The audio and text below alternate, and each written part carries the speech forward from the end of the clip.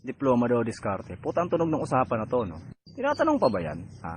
Ito ang point of view ng isang hindi rin nakapagtapos. Wala rin akong diploma, guys. Lahat ng supporter ko, lahat na nakikinig sa akin, lahat na nanonood ng videos ko, lahat na nanonood ng live ko, lagi kong sinasabi sa mga bata, mag-aral kayo, tapusin yung pag-aaral nyo, kumuha kayo ng diploma. Bakit? Ano pinakauna kong rason?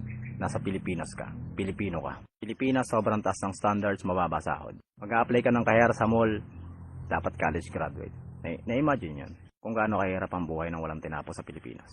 Pangalawa, madalas respeto sa'yo ng tao nakadepende kung ano tinapos mo. Pag wala kang tinapos, wala silang respeto sa'yo.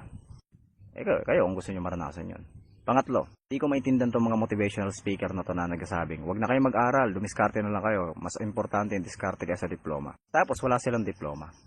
So saan sila kumukuha ng comparison? Paano nila nasasabi na mas okay yung diskarte sa diploma kung hindi nga nila naranasan na magka-diploma? Paano mo magkukumpara yung isang bagay na hindi mo nga nakuha? Diba? Ano yun? Hula-hulaan lang, ganon? Trip. Pangatlo, sige, sabihin na natin. Nakinig ka nun sa mga motivational speaker na diskarte na lang, huwag na kayong mag-aaral. Ano ba makukuha mo pag nakinig kayo sa kanila? Wala.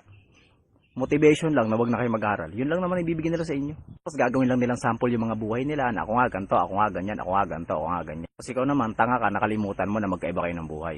Nakalimutan mo na magkaiba kayo ng utak. Nakalimutan mo na magkaiba ng takbo yung buhay nyo.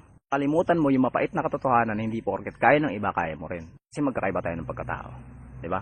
In the end, isi-seminar ka ba nila kung paano nila diniskartehan yung buhay nila? Hindi. Ituturo ba nila sa'yo kung paano yung diskarte? Anong klaseng paghihirap ang pinagdaanan nila? Hindi. Lagi lang naman nilang ulit-ulitin sa'yo yung mga success na nila eh. Yun lang naman. Diba? Yung hirap, sasabihin ba nila sa'yo? Hindi. Pag nag-aral ka, ano makukuha mo pag nag-aral ka? Diploma. Diba? May armas ka na agad paglabas mo sa tunay na buhay. Unlike dun sa mga motivational speaker, tangin yung pag-aaral, makakakuha ka rin ng diskarte ron. Nyo ba alam sa college, putang ina, doon kayo tinuturuan ng mga simpleng diskarte sa buhay? Kasi yung sample, ha? Ito sample, bobo ka, may thesis kayo, automatic dapat nagapaka kasi bobo ka, di ba? Siyempre, didiskarte ka ngayon. Sabi mo sa grupo mo, pre, kahit tagaluto na lang ako kanton, pre, kahit runner na lang ako. Ayun, pasado ka, kahit bobo ka. Diskarte.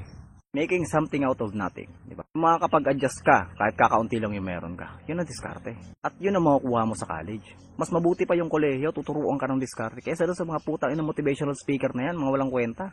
Ang pinaka nakakatawa doon, isasample pa nila minsan, si Mark Zuckerberg. Si Mark Zuckerberg nga, undergraduate pero bilyonaryo na ngayon.